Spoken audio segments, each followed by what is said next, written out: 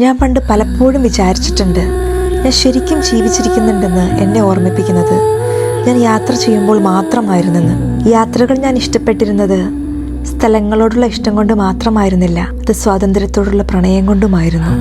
യാത്രകൾ നമ്മളെ ഒരുപാട് മാറ്റുന്നുണ്ട്.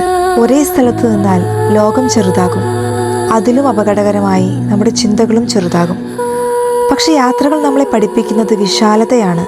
ചിലപ്പോൾ ഒരു യാത്ര മാത്രം മതി ജീവിതത്തെ വീണ്ടും പ്രണയിക്കാൻ, നഷ്ടപ്പെട്ടു പോയ അത്ഭുതങ്ങളെ തിരികെ കണ്ടെത്താൻ, തിരക്കുകൾക്കിടയിൽ മറന്നുപോയ നമ്മളെ വീണ്ടും കണ്ടുമുട്ടാൻ.